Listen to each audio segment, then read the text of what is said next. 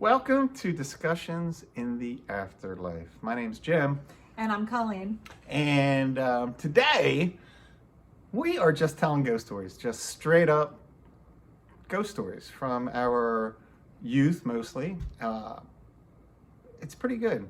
I'm going to start with high school. I went to Valley Forge Military Academy. Yes, and I wasn't sent there by a judge. So get that out of your head. I was there. I was second generation. My father had gone before me. He had graduated back in '56. And he lived in this particular barracks that was notably haunted. Who knows? I don't know. By the time I got there in the mid '70s, that barracks wasn't being used anymore. But of course, we'd find our way in. We'd sneak in at some point, usually at night, of course, and try to scare ourselves. And we generally managed to do that. But that kind of set the pace a little bit for an idea. One of my roommates, somebody, I'm not sure which group of boys in high school did this, but one year we would gather in this one corner room in the barracks, which was closest to the haunted barracks across the drive. And we got a Ouija board. I don't know, was that a thing? Is it still a thing? We got a Ouija board and we were just, being teenage boys asking stupid questions. And eventually, we got a guy that was talking to us. And it wasn't us. It wasn't us. We all accused each other of pushing that little thingy around, but we weren't. This fella, a gentleman, was doing it. He was talking to us. And after session after session, he eventually explained to us that he died during the Revolutionary War, that he was buried in the area, but he wanted his bones moved to New England where his wife and family was buried. And would we help him with that? And he kind of gave us directions, like where he was, basically, and like to the left of that big tree, to the right of the rock, and some kind of directions. And yeah, we managed to track it down one weekend. We would have weekends off. Here, everything pointed to the fact that he was under a road. He was buried under macadam. So we went back to the Ouija board and explain this to him. Oh, ladies and gentlemen, he had a fit. He was pissed that we weren't going to help him.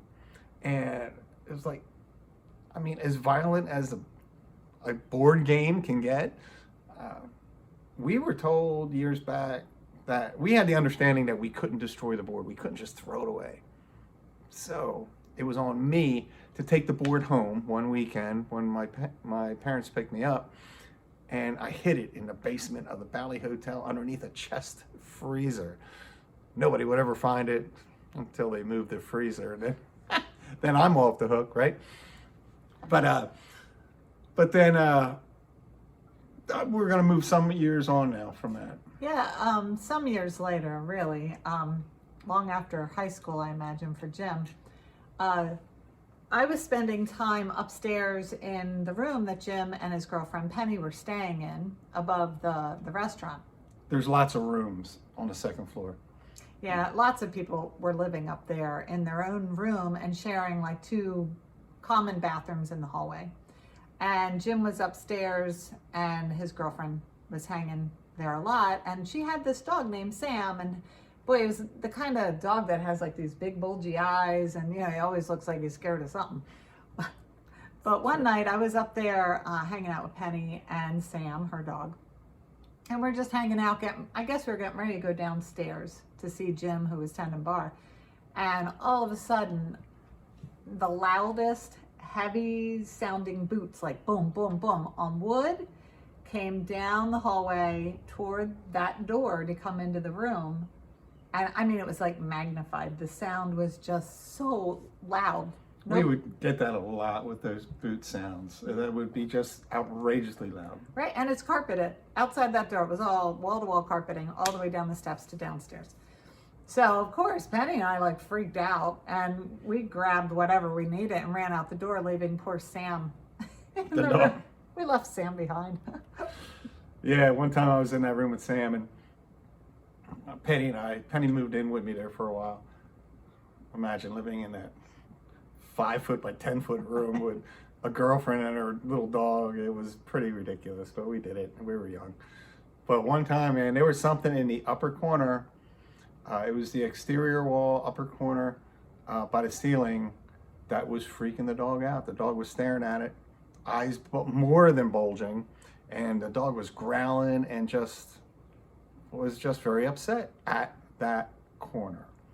And we've talked about animals before, and I had forgotten that story, quite frankly. You reminded me.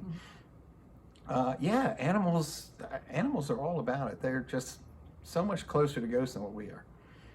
Right, so by the time we notice, they've already noticed. They're probably thinking, well, you're really late to the game because I've been watching and hearing this for, a while now. But, in the same building, my dad and, we all lived at a different house. By this time, we had all moved up to a house that my parents built. And my father gets a phone call from a bartender who had worked there forever, a very loyal bartender. And she had heard somebody break in upstairs in like the rooms above that were empty at the time. She knew they were empty. And, she called us, and Dad and I went down to the bar to see what was, what's going on. Dad took his gun, he's all ready for, call the police, that kind of thing. And when he went upstairs to investigate, there was no one at the door was locked. There was an outer door for the roomers to come and go. That door was locked. All the roomers were tucked away. There was no way furniture wasn't moved. She thought furniture was being moved, like the whole place was being ransacked. Nothing. That building, it was just crazy. We've talked about the Valley Hotel before on these videos, and it's just, the stories just keep popping up left and right. That was the one time that, just like it happened to me, I was telling that story back in an earlier video that Sherry was behind the bar, where same spot I was in, late at night, the place is empty, she's getting ready to close, and sure enough, those heavy boots started from across the back room, right up behind the bar. She's like stepping backwards, trying to stay away from these boots. They're coming at her, charging her. She gets to the top of the bar, over the bar she went, out the front door, just like I did, and used the same payphone to call. Thank God there was a payphone right outside. Used the payphone to call the old man to come down and lock his bar up because none of us would go back in. Right, and she felt bad about it because she stood outside waiting for him to come. She didn't want to just abandon the place with the doors unlocked. Well, I did the same thing. I kind of stood across the street where I watched. I could see both the front door and the back door. So I knew nobody was coming or going until the old man showed up and went in. Right, well, because of all those rooms upstairs, there was a guy living up there in the part that has like a raised floor. So when we lived up there, I guess Mom and Dad did that, but there was a floor, like you had to step up to go in this room because the floor was so slanted due to the old building. So they raised the floor up so it would be level. And this gentleman was living in that room. And most of these guys are like down on their luck or in between marriages or jobs or whatever their problems were. Because it was a cheap place to live, so that's, yeah. So he's living up there, kind of a heavyset guy. And here, no one had seen him for a few days. And as it turns out, whoever checked on him found him dead on the floor. And apparently he had been banging on the floor for like 2 days or whatever it was, 2 or 3 days. And, our father thought he heard banging, but he never got off the bench to go investigate it. Where this, maybe it was having a heart attack, right? And anyway, he did die. And later that night, after the ambulance had come and taken him away, our brother, Eric, was tending bar. And it was a pretty slow night. And he looked in the back. Some noise alerted him to look back by the men's room. You know, there's stairs that come up. And he saw that man standing in the back bar room looking really confused. It freaked Eric out because he knew what had happened. And he said he picked up the phone at the end of the bar and called you. Right. And you were, you know, Jim's working at the tiki bar. So, yeah, it's like, what should I do? What should I do? And by then, this guy had, you know, he was no longer standing there. But, yeah. Yeah, it's, we don't really understand how these people pop in and out. The structure that Colleen and I understand is very family-based structure. But when you have these individuals, like this fellow that lived by himself on the second floor of an old country hotel, just because it was super cheap, tells us that he probably didn't have much family. We don't understand the structure of those people. We know there's groups in the afterlife that attract single people. One of the groups is called the Walkers. And we don't know much about them, except way, way back in the day, they were mercenaries for the king, but they're not anymore. That's all the information we have on the Walkers. But it sounds like a group of people that are just homeless, and they get together, they band together to do things. Right. Well, you know, our mom was a firm non-believer.